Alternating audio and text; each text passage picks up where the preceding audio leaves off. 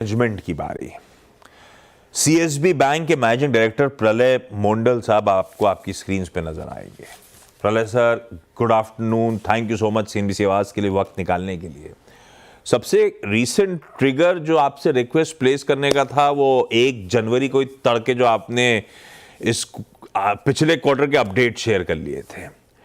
साल दर साल तो आंकड़े स्क्रीन पर आएंगे, इवन सीक्वेंशली। मेरी आदत है थोड़ा सा सीक्वेंशली भी टटोल लेने का। डिपॉजिट्स में बढ़िया 5%, एडवांसेस में 7.5% का improvement sequentially. Year on year तो और भी अच्छे नंबर्स नजर आएंगे। तो नंबर्स तो बढ़िया है, अपडेट अच्छा है। प्रलय सर, सबसे पहले तो ये जो डिपॉजिट्स, ये क्या फाइनली बैंक्स वापस चैनलाइज कर पा रहे हैं, सक्सेसफुल होते चले जा रहे हैं? क्योंकि बीच में ये डिपॉजिट मोबिलाइजेशन को लेकर बड़ा सवालिया निशान लग गया था। कहां से मदद कैसे कर पा रहे हो फिर आप लोग? और ये सिर्फ सीएसबी बैंक नहीं, मैं नोटिस कर रहा था ज्यादातर बैंक्स के डिपॉजिट्स के आंकड़े इस बार वापस चमकते हुए नजर आ रहे हैं। Good afternoon Ashish ji, and thank you for having me on your show. Absolutely, आप जो पूछा है रेलिवेंट क्वेश्चन है, क्योंकि अभी सिस्टम में लिक्विडिटी का थोड़ा इश्यूज है। इवन आज भी लिक्विडिटी नेगेटिव है सिस्टम का, और even after CRR reduction liquidity अभी तक न्यूट्रल भी नहीं हुआ, नेगेटिव एरिया में ही चल रहा है।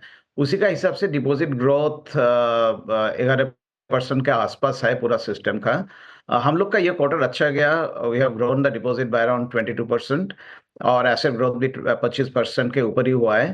तो और हम लोग को लगता है कि हम लोग ये ट्रेंड बना के रहेंगे ये क्वार्टर में भी, which is the fourth quarter, current quarter. But overall system, there is a little bit of a liquidity issue, and FD rates and the deposit rates are also going up. हम लोग और भी इसके साथ एक borrowing programme भी रखा है आईएफसी का, और एचएसबीसी का जो बोरोइंग आया है उसके हिसाब से हमारा LCR, NSFR, all those ratios are also looking good. तो overall from a liquidity perspective the bank is at a pretty good state. CD ratio भी हमारा 86% के आसपास है. तो ग्रोथ के लिए ये अच्छा न्यूज़ है फॉर द बैंक. नहीं, वो आंकड़े आपके तो अच्छे ही थे, बिल्कुल सही। पर आपके आंकड़े अच्छे होंगे, लेकिन Q3 के updates banking as an industry के लिए थोड़े से मिक्स्ड बैग टाइप नजर आए। क्या सेंस मिल रहा है प्रलय सर आपको बिजनेस एनवायरनमेंट को लेकर? मैं इसीलिए सवाल उठा रहा हूं क्योंकि लास्ट क्वार्टर Q2 में कुछ surprise, negative surprises spring up होते हुए हमने देखा था। आप जो बोल रहा है सिस्टम का इशू है थोड़ा सा, क्योंकि दो चीज हो रहा है बैंकिंग सिस्टम में। एक तो लिक्विडिटी, नेगेटिव लिक्विडिटी का जो इश्यूज है, उसके लिए डिपॉजिट ग्रोथ कम हो गया, और डिपॉजिट ग्रोथ कम होगा तो क्रेडिट ग्रोथ भी इम्पैक्ट होता है. और दूसरा जो चैलेंज है कि थोड़ा सा रिटेल पोर्टफोलियो में, I am talking about the overall banking system, specially unsecured micro finance, credit cards, ये सब जो रिटेल सेगमेंट में थोड़ा सा स्ट्रेस दिखाई दे रहा है, specially on the micro finance side. So इसलिए थोड़ा सा कॉशियस अप्रोच भी है बैंकिंग सिस्टम में. हमारा लास्ट क्वार्टर में जो था ग्रोथ तो ठीक था, लेकिन हम लोगों का थोड़ा सा मार्जिन के ऊपर प्रेशर आया था. इस क्वार्टर में भी वो मार्जिन का प्रेशर रहेगा, क्योंकि ओवरऑल डिपॉजिट का जो कॉस्ट ऑफ डिपॉजिट्स है वो तो कम नहीं हुआ है, और कम मार्केट कॉम्पिटिटिव है, यील्ड उतना नहीं कर सकता है. तो हमारा जो ओवरऑल है, I think similar range of ROA NIM वही रहेगा. लेकिन या ग्रोथ के ऊपर हमारा जो फोकस है, that is helping us a big way. हाँ, आपने दो बातें छेड़ी, दोनों पे आता हूं। माइक्रो फाइनेंस, हाँ वही वो नेगेटिव सरप्राइज था सबके लिए Q2 में जब वो आंकड़े आए थे। माइक्रो फाइनेंस और बाकी इस तरह की कंसर्न पॉकेट्स में सीएसबी बैंक का किस हद तक एक्सपोजर है? और प्रलय सर, इस समय क्योंकि मैंने एचडीएफसी बैंक के एडवांसेस के आंकड़े देखे थे, तो ऐसा लग रहा है, और क्या आप भी सीएसबी बैंक में बड़ा फूक फूक के कदम रख रहे हो, लेंड कर रहे हो इस समय, ऐसा है क्या? नहीं, देखिए, एचडीएफसी बैंक का स्टोरी थोड़ा अलग है, हम लोगों को सब पता है, क्योंकि सिर्फ एग्जांपल साइड करने के लिए उनसे जब बात होगी तो समझ में आएगा उन्होंने क्यों एडवांसेस धीमे पड़े उनके। पर ऐसा हो रहा है क्या मार्केट प्लेस में कि आप लोग एक्स्ट्रा विजिलेंट हो जब पैसा दे रहे हो हम लोग को? नहीं, हम लोग क्या किया कि हमारा जो माइक्रो फाइनेंस का पोर्टफोलियो बहुत ही छोटा है, अनसिक्योर्ड पोर्टफोलियो भी बहुत ही छोटा है. हम लोगों का मेन पोर्टफोलियो गोल्ड, होलसेल और एसएमई. हमारा रिटेल भी अच्छा ग्रोथ हुआ है, तो रिटेल में 33% ग्रोथ हुआ है, होलसेल में इंक्रीमेंटली ग्रोथ अच्छा हो रहा है.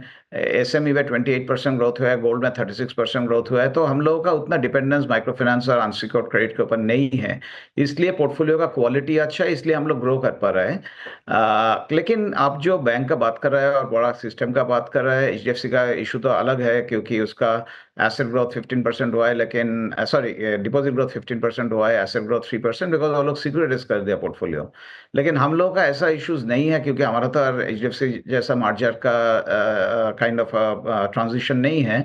तो हम लोग ऑर्गेनिकली ग्रो कर रहे हैं, तो उसमें जितना मार्केट में जो फोकस है और जितना अपॉर्चुनिटी है हम लोग ले रहे हैं। हमारा पोर्टफोलियो क्वालिटी अच्छा है, कोई प्रॉब्लम नहीं है। इंक्रीमेंटली भी हमारा ग्रॉस एनपीए, नेट एनपीए और क्रेडिट कॉस्ट मोर और लेस ठीक ठाक लग रहा है, तो उतना हमारा स्ट्रेस नहीं है पोर्टफोलियो में अभी।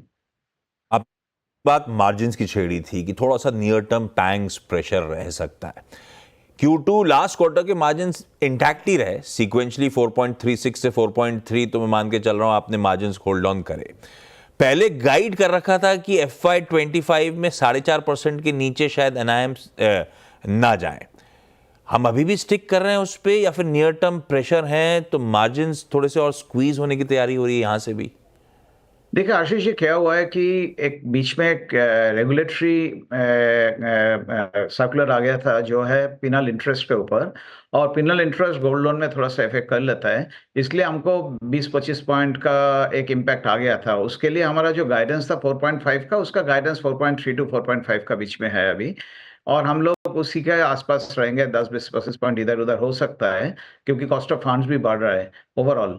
बट मोर और लेस हमारा कॉस्ट नीम मोर और लेस उसी रेंज में रहेगा जो लास्ट क्वार्टर में था, primarily because of that penal interest circular which came from the RBI. Otherwise, broadly, cost of deposits थोड़ा बहुत बढ़ रहा है, ओवरऑल सिस्टम का हमारा भी बढ़ रहा है, लेकिन ओवरऑल मार्जिन उसी लेवल में रहेगा जो लास्ट क्वार्टर में था। ठीक है, ये उसका इम्पैक्ट हो गया जो सर्कुलर आया था। अच्छा, आने वाले कुछ समय में, या कह लीजिए आरबीआई की आने वाली 1 या 2 पॉलिसीज में, हम लार्जली सब एंटिसिपेट कर रहे हैं कि दरों में कटौती का अनाउंसमेंट आएगा। ये फिर आपके मार्जिन्स पे कैसे प्ले आउट होगा? टेक्स्ट बुक कहती है कि जब कट्स आते हैं तो डैम्पनर होता है आप लोगों के लिए, क्योंकि इमीडिएटली रीप्राइसिंग हो नहीं पाती, इवेंचुअली बिकम्स अ पॉजिटिव। तो आप कैसे देख रहे हो? एक तो आप लोग कब एंटिसिपेट कर रहे हो कट्स, और अगर आएंगे तो कितना टाइम लगेगा समन्वय बिठाने में, कितना टाइम लगेगा वो एडजस्टमेंट रीप्राइसिंग में?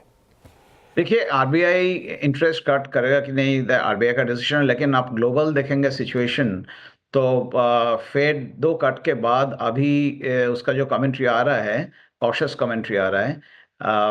बॉन्ड यील्ड्स का अभी ऊपर चला गया अमेरिका में, यूएस में, और फेड भी थोड़ा कॉशियस कमेंट्री है। तो इंडिया में what RBI will do is they have to look at the overall inflation का रेट क्या है, ओवरऑल लिक्विडिटी का सिचुएशन क्या है, करेंसी का सिचुएशन क्या है, उसी के ऊपर हिसाब से आरबीआई जो कॉल लेंगे।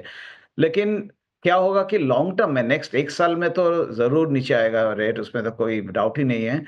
और उसी का हिसाब से क्या होता है, इमीडिएटली ईबीएलआर लिंक जो पोर्टफोलियो होता है, जो बेंचमार्क लिंक रेट, उसी में एसेट का यील्ड थोड़ा कम हो जाता है, क्योंकि you have to pass it on to the customers, और डिपॉजिट रेट इमीडिएटली कम नहीं होता है। लेकिन 3-4 क्वार्टर के बाद वो नॉर्मलाइज हो जाता है। उसके बाद for growth, for GDP growth, the credit growth, everything, I think rate cut will be a welcome change for the banking system. But yes, in the short term, deposit में pass on नहीं होता है, लेकिन asset में pass on हो जाता है, तो थोड़ा बहुत 10-20 basis point का इधर उधर मार्जिन के ऊपर प्रेशर आ सकता है। लेकिन लॉन्ग टर्म में it is positive for the banking ecosystem and for growth. Sir, आपने वो गोल्ड लोन्स की बात छेड़ी थी, और वही पॉकेट है जो आपकी बिजनेस की ग्रोथ को एड कर रहा है। इस समय आपकी बुक्स का कितना एक्सपोजर गोल्ड लोन्स पे? बीच में स्पेस में कॉम्पिटिटिव इंटेंसिटी, जो प्रतिस्पर्धा थी, काफी बढ़ गई थी। क्या अभी भी आपका फोकस गोल्ड लोन्स पे कंटिन्यू करेगा? एक ब्रोकरेज करी थी कि 20% सीएजीआर ग्रोथ हम लोग पेंसिल इन कर रहे हैं क्रेडिट ग्रोथ स्पेस में आपके लिए। तो आप भी इस तरह की ग्रोथ एंटिसिपेट कर रहे हो क्या? और बीच में आप लोगों ने हाथ खींच लिया था एमएसएमई लोन्स, अनसिक्योर्ड लोन से। क्या उस अनसिक्योर्ड पोर्टफोलियो में कुछ स्ट्रेस, कुछ पेन विटनेस करना शुरू करा है आप लोगों ने? देखिए आशीष जी, हम लोगों का गोल्ड लोन का पोर्टफोलियो जो है वो अच्छा खासा बढ़ रहा है। हमारा 36% का ग्रोथ हुआ है इस क्वार्टर में, year on year basis on gold. और गोल्ड का प्राइस अभी तक ठीक ठाक है, जो प्रेडिक्शन है we are seeing that there is a sustainability on that price. तो लगता है गोल्ड लोन का पोर्टफोलियो ग्रोथ सस्टेनेबल होगा। ओवरऑल अनसिक्योर्ड में हम लोग थोड़ा सा स्लो डाउन कर लिया था। जो अनसिक्योर्ड एमएसएमई ऐसे ही हम लोग अनसिक्योर्ड करते नहीं है उतना। तो unsecured we have slowed down significantly. MFI हम लोग स्लो डाउन कर लिया, वो भी अनसिक्योर्ड ही है। तो from that perspective whatever portfolio is that will flow through, but वो 5% के भी नीचे है हमारा ओवरऑल बैंक का portfolio on MFI and unsecured. So impact will be much lesser compare to the ecosystem. Nevertheless पूरा सिस्टम में थोड़ा सा फ्लो होगा तो इधर भी फ्लो होगा, बट उतना इम्पैक्ट नहीं होगा बैंक के ऊपर। तो हम लोग राइट टाइम में स्लो डाउन कर लिया था, और हम लोग we are very lucky from that perspective. Smartly CSB bank move करा, इसमें कोई शक नहीं है। Q1 में मामला ठंडा पड़ा था, बिजनेस मोमेंटम ठंडा पड़ा था। Q2 में पिकअप करा। Q3 का जो बिजनेस अपडेट आया है वो स्ट्रांग है। तो ये ट्रेंड जो पकड़ लिया है सस्टेनेबल दिखता है, नहीं दिखता प्रलय सर? देखिए, मैं बोला कि नेक्स्ट क्वार्टर तो मोमेंटम इसी मोमेंटम में चलेगा तो सस्टेनेबल तो होगा। हमारा होलसेल पोर्टफोलियो भी ग्रो कर रहा है, तो ग्रोथ में हमारा कोई प्रॉब्लम है नहीं। मैं पहले भी बोला था हम लोग सिस्टम से 30 से 50% फास्ट ग्रो करेंगे।